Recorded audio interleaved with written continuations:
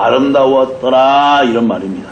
또한 사람을 만들고서도 하나님 보시기에 심히 좋았더라고 말씀하셨습니다.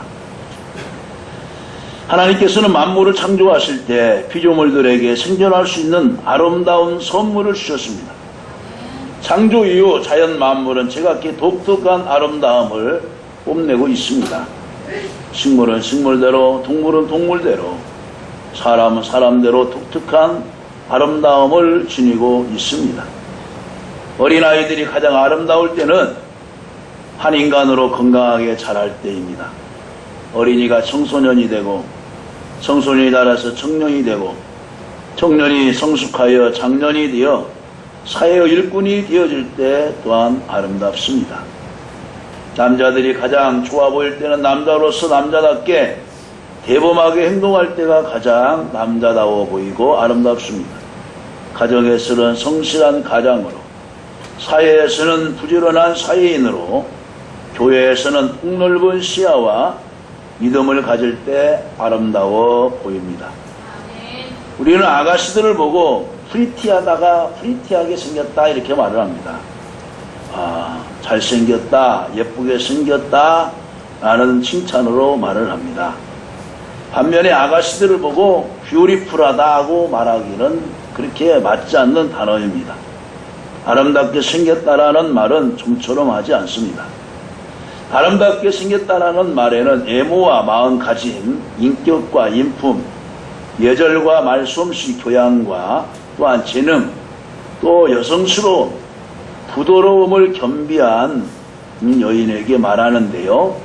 이 뷰티풀은 바로 뷰티풀 우먼이라는 말에서 바로 아이를 잉태하여 기뚱거리는 모습, 얘가 남산만 하지만은 그 모습이 아름답다고 말할 때, 또 아기를 출산해서 젖을 이제 먹이고 있는 그런 엄마의 모습, 유모의 모습, 또 아이들과 가정을 위해서 하루 종일 고생하며 또 음식장만 하는 그 엄마의 모습을 보고서 아름답다 이렇게 말씀을 합니다.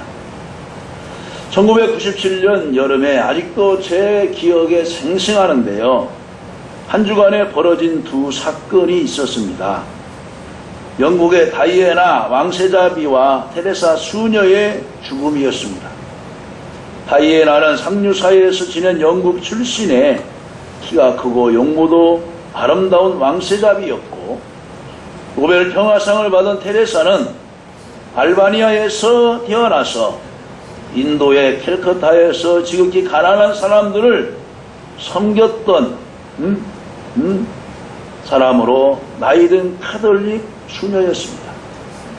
1996년 런던 매일신문에서 조사한 여론에서 그 1년 전이죠. 다이애나 왕세자비와 테레사 수녀가 세계에서 가장 따뜻한 인물 1위와 2위를 차지했다고 합니다. 그런데 1981년 다이애나가 결혼식을 올릴 때 바울 성당에서 중계되는 TV를 세계에서 1억 이상이 지켜봤다고 합니다. 그 후 그녀는 1996년 찰스 황태자와 이혼했을 때 찰스 황태자비 칭호를 잃어버렸습니다. 이혼으로 말미암아 찰스 황태자의 영향력이 축소된 반면에 다이애나의 영향력은 더 높아졌다고 합니다. 또한 하암만은 인생을 신앙 없이 살다가 기약 없이 떠나는 것은 우리를 슬프게 만들기도 합니다. 그러나 신앙으로 살다가 내세의 소망을 가지고 떠나는 것을 보면 한결 마음의 위로를 받게 됩니다. 시편 116편 15절에 성도의 죽는 것을 여호와께서 기종히 보시는도다라고 말을 했습니다. 성도 한 사람 한 사람 주님 품에 안기는 것은 하나님이 기종히 보신다는 것입니다. 거기서 기종히 보신다는 말은 아름답게 보신다는 말입니다.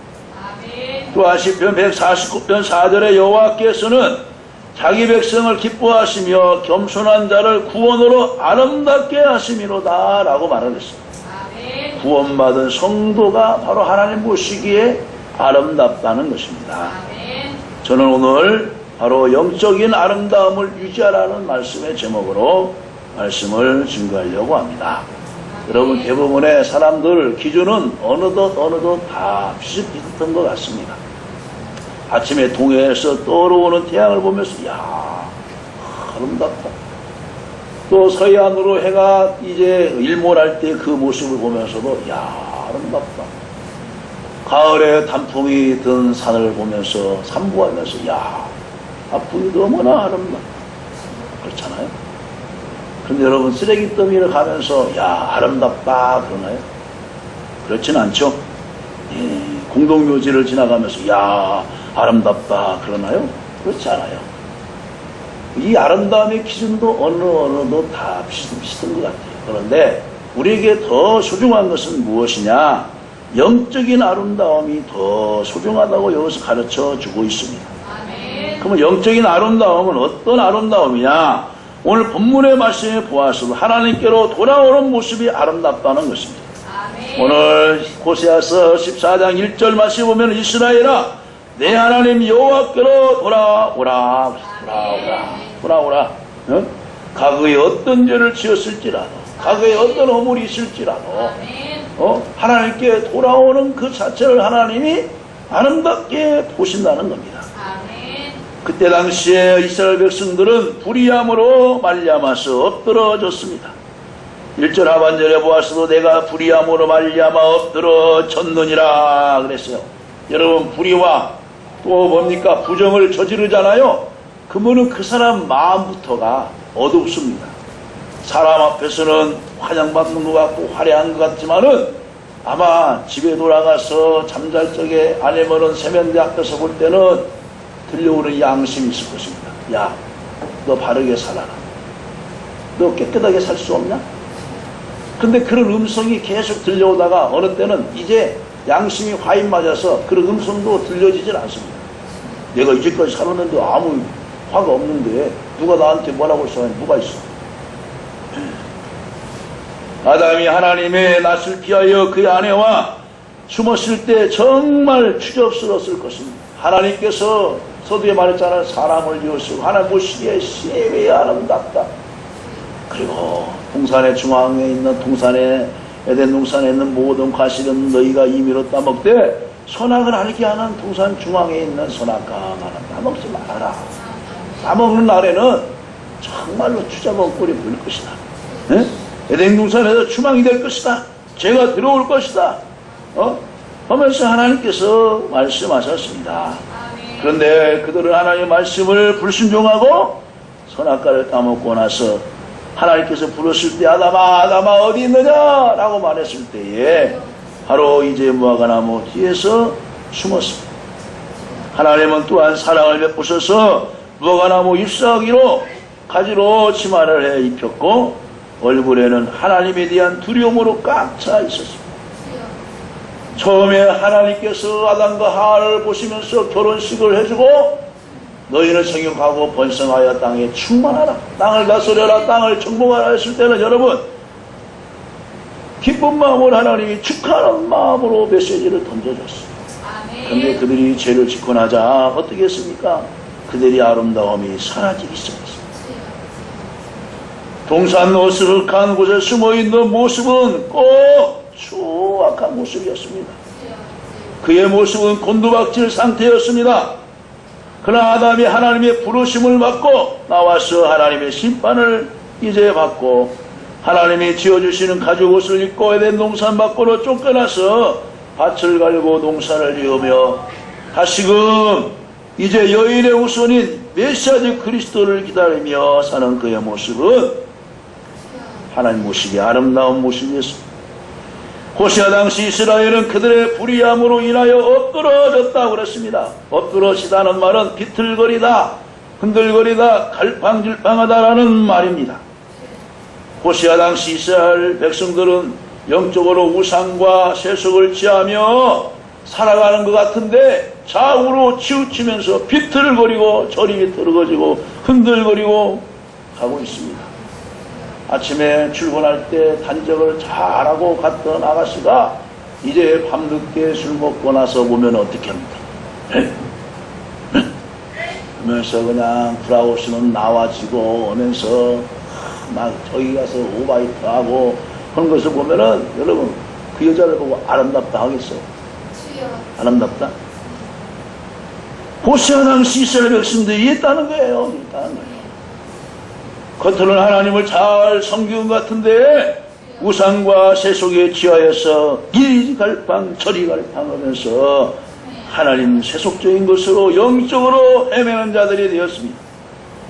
어찌해야 좋을지 판단을 내리지 못하는 자들이 있었던 것입니다. 여러분, 하나님을 떠난 자들의 모습이 이런 것입니다. 자기는 바르게 간 것 같아요. 바르게 가는 것 같아요. 근데 술 취한 사람들 보세요. 나는 바르게 가고 있어. 근데 흔들거리잖아요. 뒤에서 야 처참하고 음주운전 같다. 아니 자기 손을 지켜야 되는데 중앙선으로 가고 있어요. 나는 바르게 가고 있다니까요. 하나님을 떠난 인생들은 다 불의함에 엎드러진 것입니다. 교회 안에도 이런 사람들이 있습니다. 영적인 혼돈 상태에서 헤매는 자들이 의외로 많습니다. 교인들이 영적으로 헤매는 이유는 일신 하나님에 대한 확신이 없기 때문에 그렇습니다. 하나님도 어머니가 있어요. 어머니가요. 그래 어머니가 있겠지. 남자도 있는데 아버지가 있는데 왜 어머니가 없겠어? 그렇게 미혹하는 곳에 쫄깃하고 넘어지는 거예요. 넘어가는 거예요. 우리 주 그리스도에 대한 확신이 없어요. 나를 십자가에서 못 박혀 죽어주신 그리스도에 대한 확신이 없어요. 또한 내세의 소망이 없기 때문에 신앙이 갈팡질팡하면서 흔들리는 것입니다. 여러분, 예수 믿고 천국 가는 줄로 믿습니다. 다른 종교에서 다른 누구를 믿어서 가는 것이 아니에요. 이러면서 이 강단에서 바르게 전하여도 벌금이 얼마 떨어져도 이런 말은 증거해야 돼요. 예수의 구원이 어디가 있어요? 이번에 이제 가르쳐야 합성의 주제가 뭐냐? 오직 예수요, 오직 예수. 요한복음 14장 6절 말씀. 여러분, 오직 예수 하나면 만족하는 거예요. 그래서 그 김용일 선교사 분의 한결같은 말이 뭐냐? 예수 하나면 되지 않아요? 예수님 한 분이면 되지 않습니까? 예수 소망입니다. 예수 소망. 여러분, 이런 믿음이 있으면 흔들리지 아니에요.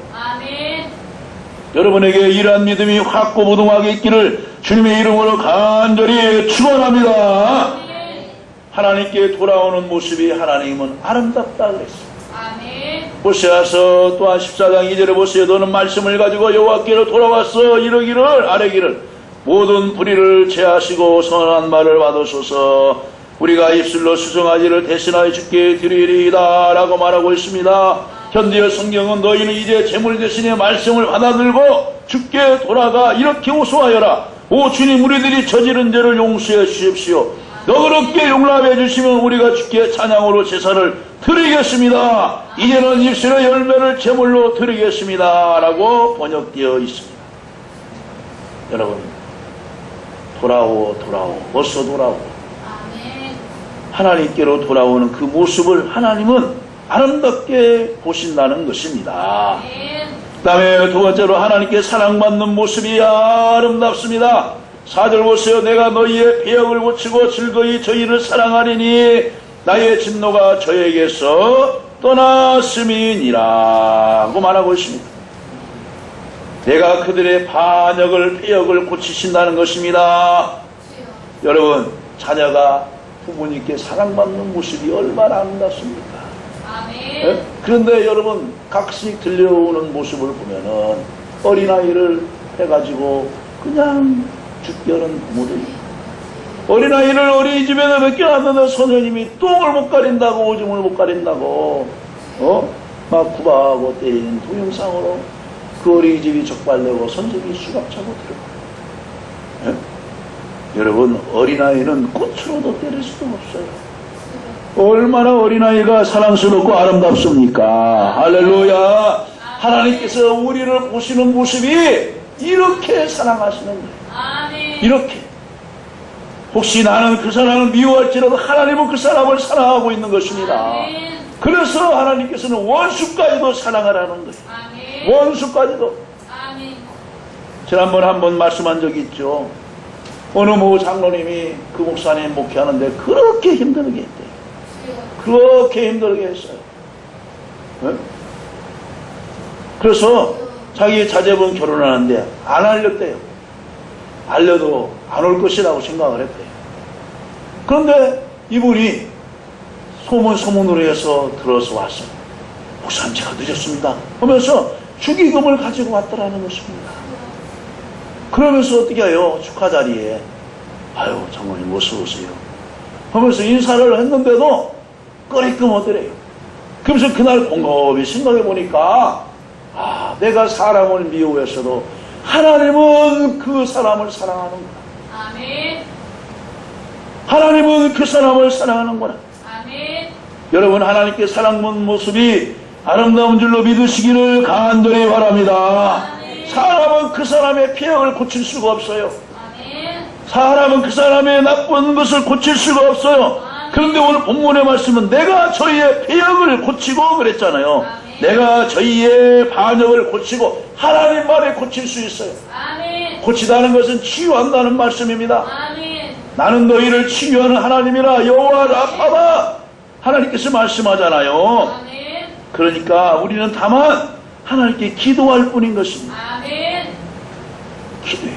아멘. 그러면 하나님이 인자와 긍휼로 그 사람을 불쌍히 여겨주십니다. 아멘. 인간의 생각으로는 미워하고 적대하고 할 수밖에 없지만은 우리가 하나님께 기도하면 하나님이 긍휼을 베푸는 마음을 주시는 줄로 믿습니다. 아멘. 그래서 하나님이 고쳐놓으면 되는 거예요. 아멘. 하나님이 고쳐놓으면 돼요. 아멘. 처음부터 잘못된 것은 고치기가 매우 어렵습니다. 예? 매우 어려워요. 근데 요즘은요 사진 기술이 얼마나 뛰어난지 얼굴에 점도 다 지워요. 주름살도 다 지워요. 그리고 60대, 70대 그 얼굴을 30대, 40대로 만들어 놔요. 한 번은 우리 한 사람 사진을 찍어놨는데 너무나 그냥 막 수술한 여자처럼 막 코를 세워놓고 눈을 막 이렇게 해놓고 그래가지고 여보 이 사진 너무나 징그럽네. 그냥 이게 다시 이거 사진 내지 마시고 뭐 그 사진 안 써요. 근데 그분 장로님 사진사인데 우리 한 사람을 더 아름답게 꾸며준다고는 했는데 내가 보기에 이 여자는 도저히 내 여자가 아닙니다. 그러니까 이 사진 절대 쓰지 마. 가지고 버려버렸어요. 안 써요 그 사진. 아멘. 사진은 오리지널이 잘못된 것은 아무리 스캔을 다시 받고 포토샵을 한다 해도 좋아지지 않습니다. 오히려 더 흉해집니다. 인간의 폐역은 하나님도 고치기가 어렵지만은 하나님이 어때요? 시간을 두고 인내하시면서 고치지 않습니까? 아멘. 바울로 되기 전에 사울이 얼마나 예수 믿는 사람들을 잡아다가 패고 때리고 옥에 가두고 했잖아요. 여러분 사람이 그 사람을 고칩니까? 사람이 고칠 수가 없어요. 아멘. 근데 하나님이 딱 손대니까 아멘. 그냥 뭐 한순간에 고쳐버리잖아요. 아멘. 고쳐버려요. 노아 시대에 배역한 인간을 여러분 어떻게 고칩니까? 하나님이 최후로 120년간을 기다려줬잖아요.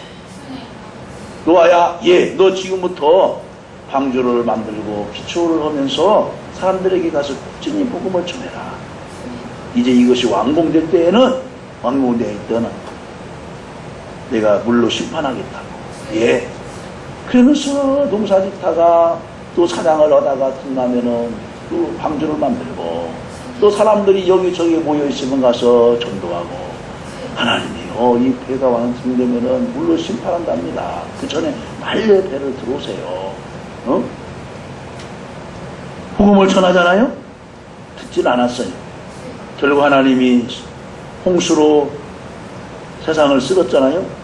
소돔과 고모라 시대에도 유황불로 하나님께서 심판을 내버렸습니다.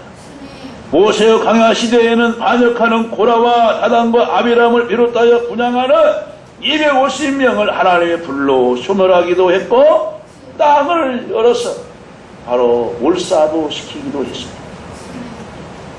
하나님께서는 말을 합니다. 너는 내려가라. 내가 애굽 땅에서 인도하여낸 내 백성이 부패하였도다. 여호와께서 또 모세에게 이르시되 내가 이 백성을 공히 복이 곧은 백성이로다 라고 말을 합니다. 기록기 또한 32장 이제 10절에서는 그런즉 나대로 하게 하라. 내가 그들에게 진노하여 그들을 진멸하고 너로 큰 나라가 되게 하리라. 나대로 하게 하라는 것이 무엇입니까? 이제는 하나님께서 나 이제 심판하려고 하는 거다. 막지 말아라. 이제 나 좀 가만두어라. 간섭하지 말라. 이렇쿵 저렇쿵 하지 말라. 폐역한 백성을 진노하여 진멸하도록 가만히 내버려 두라는 당부의 말씀인 것입니다. 모세의 만류를 들으시고 이스라엘 백성을 진멸하지 않으셨던 하나님, 이제는 때가 되니 하나님도 폐역한 자들을 고치시기 위하여서 어쩔 수 없이 심판의 칼을 들을 수밖에 없었던 것입니다. 아멘. 하나님께서는 그들이 자연적으로 소멸될 때까지 40년을 기다리셨습니다. 아멘. 문제는 인간 자신에게 달렸습니다. 인간의 자기가 폐역한 것을 알고 하나님께 나와서 고침을 받으려고 하면 반드시 하나님이 고쳐주십니다. 아멘. 하나님이 고쳐주시면은 다 안 되는 것이 없습니다. 아멘. 안 되는 것이 없어요. 아멘. 하나님이 즐거이 사랑하시고 하나님의 진노를 거두십니다. 인간은 하나님의 사랑을 받아야 심령이 평안한 줄로 믿으시기를 간절히 바랍니다. 아멘. 하나님의 사랑을 받으면 하나님의 진노는 자연적으로 사라집니다. 아멘. 가장 아름다운 말이 뭐예요?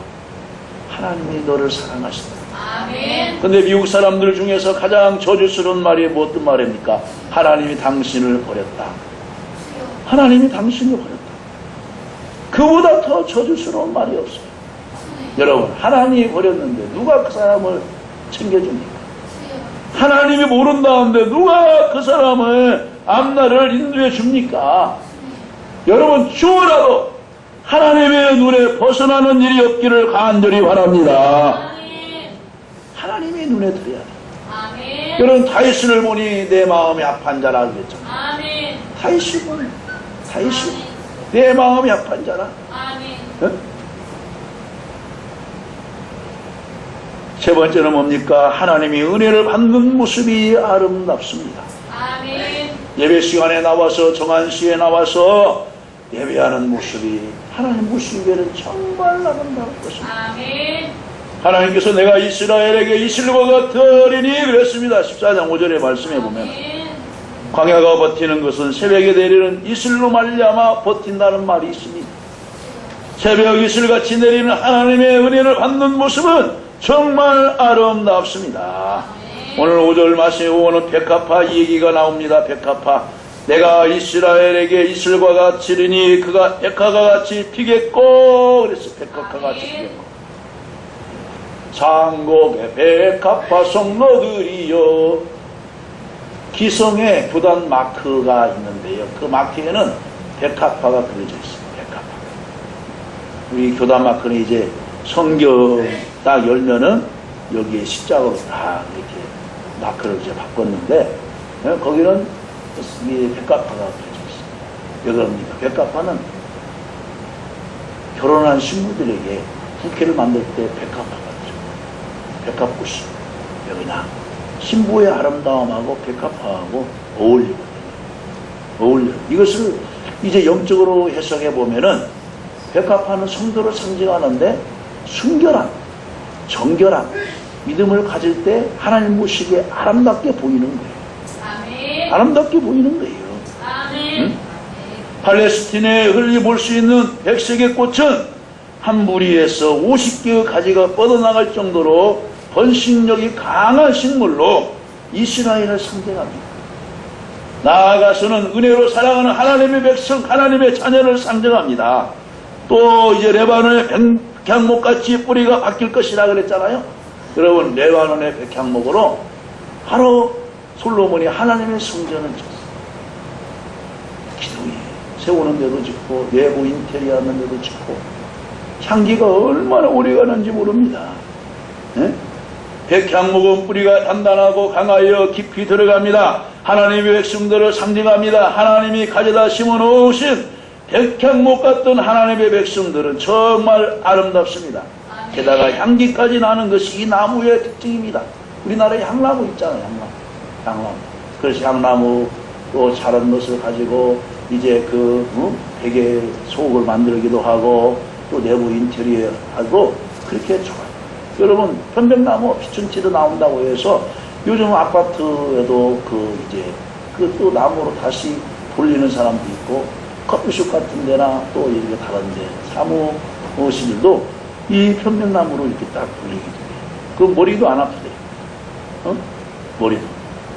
또 공부하는 수험생들은 머리를 맑게 하기도 한다는 거예요. 피곤도 빨리 이제 씻겨지기도 하고. 또 본문에는 또 이제 포도나무가 또 나오죠. 포도나무. 7절 중반절에 보면은 포도나무같이 꽃이 필 것이며 그랬죠. 척박한 땅에 이스라엘 그 계단 그 산에 내다가 심어놓은 것이 포도나무. 이스라엘은 포도 열매를요 우리처럼 기둥을 세워서 처음에 농사를 짓지 않았어요. 그냥 밑에다 그냥 심어놓으면은 중간중간에다가 이 돌 같은 것을 빼놔가지고 그렇게 그 밑으로 이제 열게 되어 있도록 합니다. 근데 지금은 포도나무도 이제 기둥을 세워서 이렇게 되어 있어요. 그래서 예수님께서 그 포도 열매를 보시면서 내 아버지는 포도원 농부시고 나는 나무고 너희는 가지다. 이렇게 비유도 말씀했잖아요. 이렇게 포도나무는 척박한 땅에서도 잘 자라요. 바로 우리 성도들이 세상이 아무리 척박아도 깊게 뿌리를 내리고 또 아침에 새벽에 내리는 이슬을 하나님의 은혜를 먹고 자라면은 아름다운 열매를 맺을 줄로 믿으시기를 간절히 바랍니다. 또한 감람나무 얘기가 나오죠. 감람나무 같이 되리라. 그랬죠. 감람나무 같이 되리라. 감람나무는 우리나라의 소나무나 느티나무 같은 것에 비하면 솔직히 나무도 아닙니다. 팔레스틴에서는 감람나무를 능가할 나무가 없습니다. 지금도 여러분 예수님이 기도했던 감람산 또 이제 그 겟세마네 동산 겟세마네 동산이라고 해서 높은 동산이 아니에요. 그냥 야산 같은 게 야산. 근데 거기에 예수님 당시에 무릎 꿇고 기도했던 그때 당시에 감람나무가 있어요. 썩고 죽으면 옆에서 다시 새순이 나가지고 나는데 그 기둥이 상당히 나비가 한 60cm 이상 넓은 것도 있어요. 그런 것도 있습니다. 이 감람나무에서 이제 이 기름을 짜가지고 이제 제사를 하나님께 드릴 때도 사용되었습니다. 감람나무는 중동 사람들에게 생계의 수단이기도 합니다. 감람나무를 짜가지고 불을 켜서 생활하기도 하고 또 여러분 감람나무를 우리나라 이제 짜가지처럼 담아가지고 먹기도 해요. 그리고 그걸 초로 이제 해가지고서는 빵에다 이렇게 찍어서 잼같이 먹어요. 그러면 피곤함도 씻겨지게 되고 건강에 매우 유익하게 되는 것입니다. 그래서 감람나무로 이렇게 성도를 비유하기도 했습니다. 하나님의 이슬 같은 은혜를 받아 척박한 환경 속에서도 끈기와 인내로 살아가는 모습은 하나님 보시기에 아름다운 모습인 줄로 믿습니다. 여러분 과거에 그 운전하는 그 앞에 보면은 꼬마가 기도하는 그런 모습이 있었어요. 그게 누군 줄 알아요? 사무엘이에요. 사무엘의 기도. 여러분 찬양하는 성도의 모습 아름답잖아요. 땀 흘리면서 열심히 봉사하는 모습 아름답잖아요. 예배하는 모습 하나님 보시기에 얼마나 아름다워 보여요. 바로 이것이 하나님께서 보시기에 아름다운 영적인 것입니다. 말씀을 뵙습니다. 베드로전서 3장 4절 말씀에 보면 사도 베드로는 오직 마음에 숨은 사람을 온유하고 안정한 심령에 썩지 아니할 것으로 알아. 이는 하나님 앞에 값진 것이라 말하고 있어요. 여러분 이제 우리들이 이 가을에 들로산으로 가게 되면 아름다운 들밤도 많이 보게 됩니다. 그것보다도 여러분 우리 성도의 아름다운 모습 영적인 아름다움을 잘 간직해서 새 속에 새파에 흔들리지 아니하고 굳건히 믿음을 지켜가면서 하나님께 주신 분량 직분을 잘 감당하면서 살아가는 것이 하나님 보시기에 아름다운 것인 줄로 믿으시기를 간절히 바랍니다.